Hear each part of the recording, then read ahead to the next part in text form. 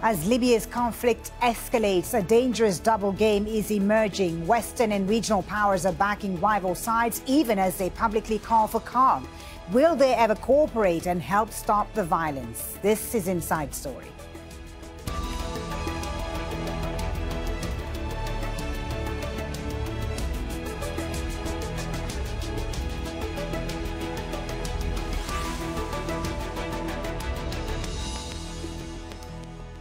Hello and welcome to the program. I'm Folly Thibault. It's been 8 years since the fall of Libya's leader Muammar Gaddafi, and the nation is once again at risk of an all-out war. Rival forces are intensifying their fight to control Tripoli. Troops loyal to the UN-backed government in the capital are trying to stop the advance of the warlord Khalifa Haftar. Some of his fighters reportedly surrendered their weapons and tanks on Sunday. Haftar began his offensive to take Tripoli 2 weeks ago. At least 120 people have been killed. And the UN is calling for calm, saying the fighting is undermining international peace efforts. But behind the scenes, some Western and regional countries have been giving support to Haftar. Al Jazeera's Mahmoud Abdelwahad in Tripoli explains how we reached this point. Fighting intensified over the past week between forces loyal to the warlord Khalifa Haftar and others allied with the UN-backed Tripoli-based government of national accord on the southern outskirts of the Libyan capital, Tripoli. The government of national accord is accusing Haftar's forces of committing war crimes by targeting civilian areas with heavy weapons and airstrikes. Dozens of people have been killed so far, including innocent civilians, and thousands of civilians have been forced out of their homes because of the fighting. Now, on the ground, the government forces have been gaining ground, and they have launched a counter-offensive called the Volcano of Wrath to defend the capital city against what they call aggression by Haftar's forces. We know that Haftar's warplanes have been targeting several locations in and around Tripoli, including the only operational airport in the city, Maitiga Airport. Now, Haftar met the Egyptian President Abdel Fattah al-Sisi in Cairo on Sunday. We know that this comes in terms of the Egyptian support to the warlord Khalifa Haftar. Recently, the government forces have been gaining ground. They're trying to push Haftar's forces back beyond the disused international airport on the southern outskirts of the Libyan capital, Tripoli. Also, military commanders with the government of national accord say that Haftar's several military units with Haftar have been recently surrendering and handing over their weapons. Mahmoud Abdelwahid for Inside Story, Tripoli. Well, Libya has had two rival governments over the last few years. The UN-recognized administration led by Prime Minister Fayez al-Sarraj is based in the capital, Tripoli. Most Western nations support the unity government, including Italy, which is worried that the fighting will force more migrants to cross the Mediterranean. Qatar and Turkey also back Sarraj. In the east, there is the Tobruk-based government, the center of power for Khalifa Haftar. He is backed by Egypt, Saudi Arabia and the United Arab Emirates. France is also accused of providing military support to Haftar, and Russia recently vetoed a UN Security Council statement to condemn his advance on Tripoli. Now, protesters in Tripoli have urged the foreign ministry to summon the ambassadors of Egypt, the UAE, Saudi Arabia and France, and they say they want Libya's representatives to the UN, Arab League and the African Union to take measures against Haftar.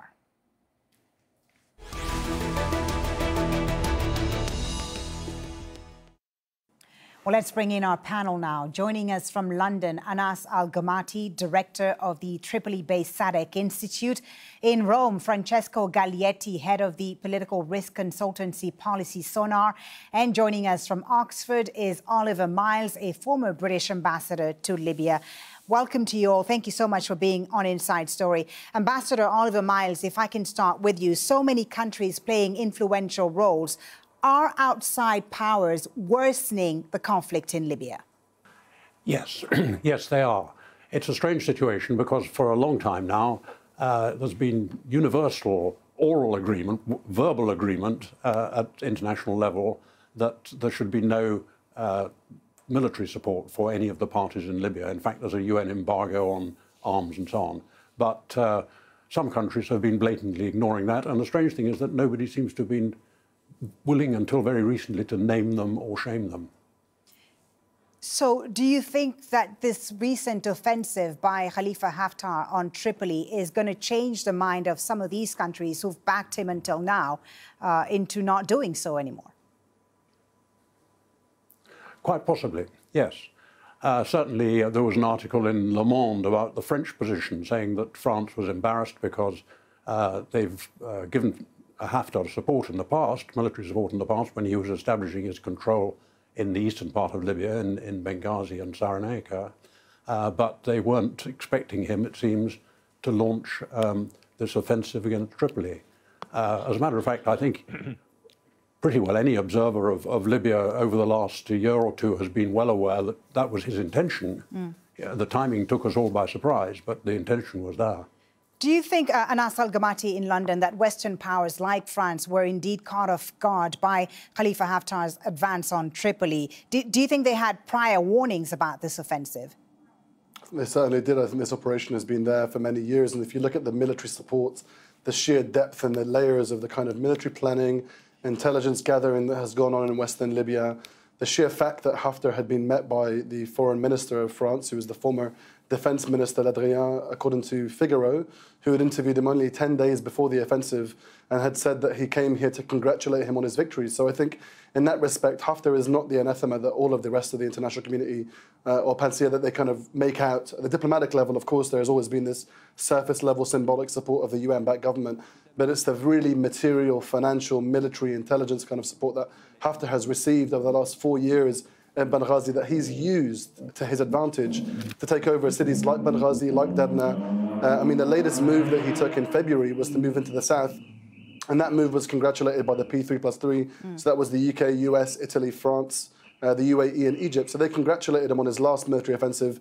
He illegally occupied the oil installations in the south and then immediately gave symbolic allegiance to the National Oil Corporation in Tripoli as though that was okay to do. So in that respect, I think he enjoys so much military support. And again, it's this kind of smoke and mirrors that most of the international community have engaged in. They give this overt kind of public support to the UN-backed government. But only yesterday, the Ministry of Interior in Tripoli, Fathi Bashagha, had said that Benina Airport in eastern Libya had received an arms shipment from the UAE. And I think they're very, very happy with what is currently going on because Haftar has only just arrived yesterday into Cairo to go and meet with President Sisi after an aborted trip to Russia to go and meet with President Putin. So he's engaging these international actors that have no skin in the game to avoid and deflect attention from the very, very actors, the real actors that have skin in the game, the French and the Emiratis, who are certainly happy to allow others to absorb the diplomatic presence or the pressure or at least the perception of political power whilst they continue to support Haftar on the ground. So it's a very dangerous smoke and mirrors game that's going on here. Let's hear from Francesco in Rome. Francesco, do you agree with Anas Al-Gomati, who says Western powers like France are playing a double game in Libya and that Khalifa Haftar wouldn't have undertaken this offensive on Tripoli unless he had the backing of some of these powers? Certainly, Western powers believe that they are able to befriend everyone in this very complex game.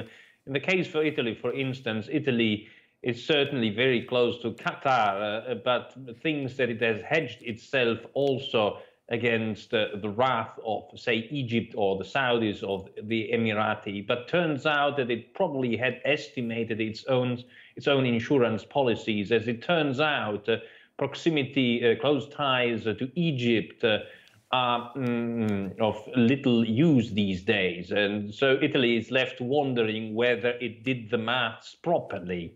And obviously blaming it on France is an old Italian habit, especially when it comes to Libya.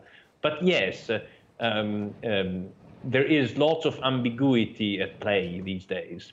The ambiguity, Ambassador Miles, especially from the Europeans, because they clearly have competing interests in Libya. Do you think that they can overcome these differences? Are they willing to, in fact, to overcome these competing interests, in order to find a solution to this crisis in Libya? I would make a distinction between those countries which are actually giving practical support to Libya and those which are, to Haftar, I beg your pardon, and those which are alleged to be supporting him politically or in some indirect way. And I think the only countries that have been giving him real practical support so far are Egypt and the United Arab Emirates. What about France? Possibly Saudi Arabia, though Saudi Arabia. France was helping Libya, helping Haftar earlier on, as I said, in his earlier campaign to establish his control in the east of the country. But I don't think there's any evidence that they're providing practical support now. It's true, of course, that the foreign minister has met Haftar, but he's also met Sarraj, who's the leader of the so-called Government of National Accord in Tripoli. The UN-backed government. A lot of international leaders have met Haftar and have met the others as well. Anas, I don't think you agree with that. You think the extent of France's support is much bigger than what Ambassador Miles believes?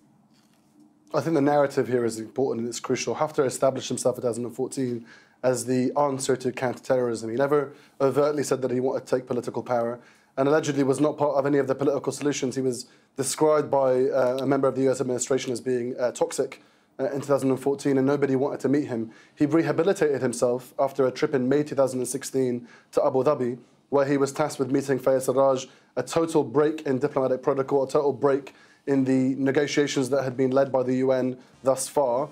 And then a month later arrived in Paris, the first time he'd visited a European capital. So I think this kind of joint Emirati-French diplomatic movement was the gateway for him to establish this kind of political ambition. And without that, he would not be here, and he would not be where he is right now. So I think it's also, you know, it's fine. You know, Arabs can be duplicitous, but so can Europeans. So the idea that he can meet President Sarraj and he can meet with Khalifa Haftar, but when we measure tangibly what has been given to Sarraj and what has been given to Haftar, it's a little bit unweighed on one side. I think he's given tactical support, military support, intelligence gathering. There is rumours now, or at least online, that people are saying that there were French military personnel masquerading as diplomats that arrived to the Rashid Tunisian-Libyan border and were stopped because they had military equipment when they were leaving. So what would that be? And again, I mean, even though those things are rumours, I think we know, and the French are very open about this, that they have been working with Haftar for many years, but they were also crucial to his political transformation. And the Emiratis, let's be honest about that as first. Francesco, just coming back to Italy, you talked about Italy's role here and its support for the UN-backed government, but to what extent is it doing so? And what are Italy's interests here?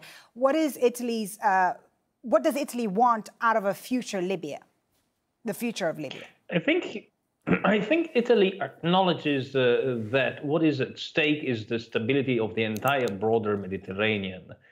And so I don't think it is ultimately only fixated with Libya. It certainly has a very strong interest in preserving Sarraj where he is.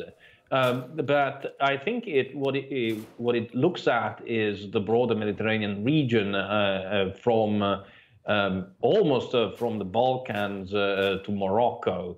I think that what is happening in Libya is perceived here in Rome as a proxy fight between opposite blocs, in particular between a Saudi Emirati bloc and a Turkey-Qatari one. So the last thing on earth that Italy wants is a spillover of this kind of conflicts to other neighboring countries, that is in particular Tunisia and Algeria. It is also fair to say that Italy is looking at the region in a way that is slightly different from the way in which the Vatican is covering the same area.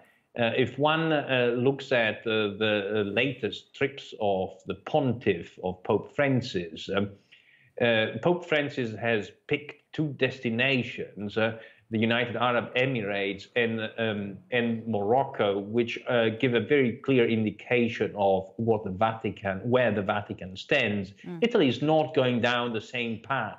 So for once at least, Italy and the Vatican are taking opposite directions, at least when it comes to this region, which, however, is our near abroad. Right. It is our neighborhood. That's very interesting that you talk about the difference in position between the Vatican and Italian government. Oliver Miles, the Italians have been warning that Libya could become another Syria. Do you share that view? And do you think if that was the case, could we see another foreign military intervention in Libya? Well, first of all, can I just make the point I was a bit surprised to hear Francesco's account of the Italian position without mentioning the question of migrants, because Italy's very sharp interest in Libya at the moment is the problem of the migrants who are coming through Libya, and most of them heading in the first place for Italy. But more generally, I think this discussion seems to me to be in danger of getting slightly out of balance, because we're talking as though what is happening in Libya is being determined by outside powers. I don't think it is.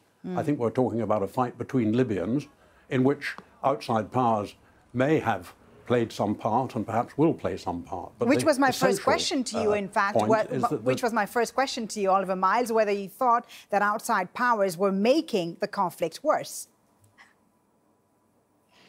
Well, outside powers they have their interests, they have their legitimate or less legitimate interests in what's going on, but it's no good imagining that what is going on inside Libya is being controlled by America or Russia or Italy or France or anybody else. It's being controlled by the Libyans. Okay, Anas Al-Gomati, your thoughts is what is going on in Libya being controlled by Libyans or by the outside powers like France, Italy? We haven't talked about the Americans and the Russians yet, and I do want to hear your thoughts about their role in this conflict. Well, number one, if you want to ripen people towards a peaceful solution, any conflict in any kind of theatre, you need to be ripened towards peace. You have to close all of the possible doors to war. And the only way to do that is to enforce the arms embargo. And that's the international community's responsibility. That's not the Libyans, and that's not Libyan citizens. They can't run over to every city border post and every single port and seaport where these arms are being delivered. So I think it's disingenuous to suggest that Libyans want to fight. Many of those Libyans that have been in Western Libya only mobilized to counter this existential threat. And they mobilized in 2011 for the very same reason.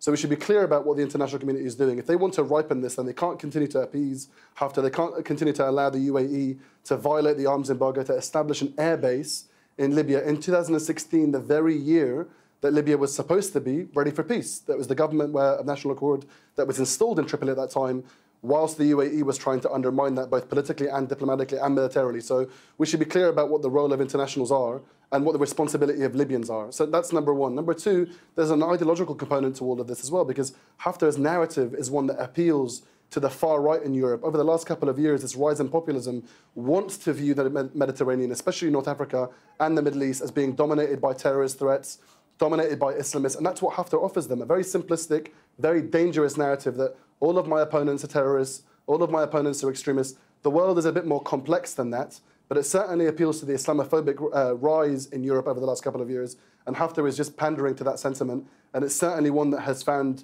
grace, at least in France, but it's definitely a narrative that was established by the UAE at the beginning of the Arab Spring, and that's what it all comes down to. We should not wrench this from its context. It's something that's happening that is wider than just Libya. Let's look at Algeria, look at Sudan, look at Tunisia, look at Syria. This is not just about bullets, it's not just about ballots, it's about ideas. Right. And ideas are much more dangerous than the bullets. Let's allow Oliver Miles to respond to that.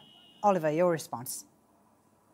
Well, I agree with a great deal of that. I think that your description of Haftar's attempt to appeal to these sentiments is quite correct. And there are, of course, people inside Libya as well who think that the only way that the anarchy which has prevailed in Libya for the last 6 years, 8 years can be remedied is by a strong man, and Haftar sees himself and presents himself as that strong man. But that's only one element in the argument.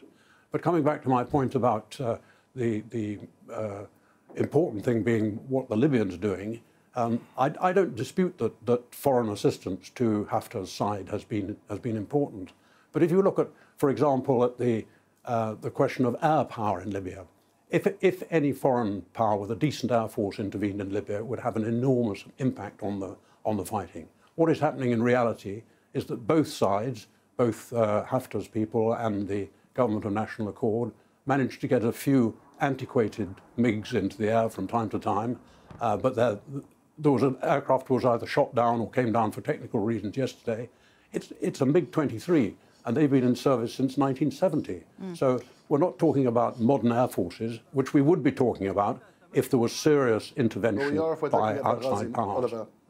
Well, if we're looking at Benghazi and we're looking at Derna, there was the presence of air tractors, 4 of them that were deployed allegedly by Eric Prince of the Frontier Service Group, formerly of Blackwater. There were 4 Chinese predator drones, mimics of those called wing loons, that are established there. They were operational in Benghazi and in Derna, where 100,000 people were displaced from that city, where at least 1,700 civilians are now in jails, and where that city is overrun by radical Salafists that are in line with Haftar's project that respond to him. So I think the international element gave the ground forces on the ground the critical strategic military advantage, and so we shouldn't obfuscate it, we shouldn't amputate it, this latest intervention in Tripoli, from the greater war that was going on in eastern Libya, where so many people have been displaced. Without that critical air support, that would not have happened. Okay, gentlemen, let's bring back Francesco into the conversation and get your thoughts on the extent of the role of the international community, Francesco, in making this crisis worse, and also what is the way out of it, in your view? If Khalifa Haftar were to be successful in taking Tripoli, what would happen after that? I think that, at least from an Italian standpoint, the hope is that somebody is still capable of reining in Haftar. And whereas Haftar obviously aims at putting everybody in front of a fait accompli. And this is why the Italian Prime Minister keeps upholding all the, I mean, when he gives a speech in public, he always mentions all the international summits and meetings and occasions on which there was an international organization and a procedure in place, just to convey the impression that there can be still order and not chaos. I think that Italy at the same time is realizing that this may ultimately not work out as desired, so it is trying to hedge a little bit, and that explains the string of tours, of trips by Italian cabinet members on today and tomorrow. The leader of the Five Stars movement, Deputy Prime Minister Luigi Di Maio, finds himself in the United Arab Emirates, for instance. But obviously, at the same time, there are meetings at the highest level taking place with Qatar and with Russia. Okay. So this is a point where no chance. I mean, Italy cannot allow itself to place only a single bet, and it is trying to befriend everyone, as in its tradition. Anas Al-Gomati, is someone at this stage capable of reining in Khalifa Haftar? Can Sisi, for instance, convince him to agree to a ceasefire? Let me give you a brief history of Khalifa Haftar. He has a 50-year legacy of deception and defection. In 1969, he defected from the king of Libya to Muammar Gaddafi. In 1986, he was captured in Chad and defected to Hussein Hibri. In 1987, he went to Langley, Virginia, where he was allegedly working with the CIA. And then in 1988, he went to go and work with the Libyan opposition by Mohammed Mgarief, who he defected from to go and work with Breik Swesi in Holland in 1992. He then defected from them and went and reconciled with Muammar Gaddafi in 2004 in Egypt. 2011, he defected from Muammar Gaddafi and went to work in the revolution. He defected from that and bombed the first parliament in 2014. He reneged on a deal in 2019 from the UN. 50 years of deception and defection. Who can rein in on someone that is that deeply mistrustful? And that is the main question today, because the UN is trying to bring people back to the negotiation table to say, why don't we go and sit and work out our differences? How do you do that with someone when they're deeply distrustful and they've been a willing surrogate and proxy for at least 7 states over the last 50 years? Let's give the last word, please, to Oliver Miles in Oxford. The United Nations, it's true, finds itself in a very difficult position today. Their response has been timid. Do you think the UN can still play a role in this crisis? I don't think that outside powers can intervene in this crisis. I think the role that the UN can play is to try to enforce, as other speakers have said beside me during this conversation, try to make sure that the embargo on arms and military support is respected, because although that won't settle the matter, it will limit the bloodshed. At the moment, let's be clear, that the UN are talking about over 100 people killed. Well, that's not comparable with what's happening in Syria or Yemen or what happened in Iraq. It's comparable, let's say, with what's happening in Gaza. If the fighting goes on, if foreign powers are able to give more military muscle to those parties contending, and in particular to Haftar, those casualty figures will go up 100-fold. That's what we've got to avoid. Okay, thank you so much, gentlemen. We're going to have to leave it there. Unfortunately, we've run out of time. Thank you for a very interesting discussion. Anasal Gomati, Francesco Galietti, and Oliver Miles. And thank you as well for watching. You can always watch this program again anytime by visiting our website at aljazeera.com. For further discussion, go to our Facebook page. That's facebook.com/AJ Inside Story. You can, of course, also join the conversation on Twitter. Our handle is at AJ Inside Story. From me, Folly, Thibault, and the whole team, thank you for watching. Bye for now.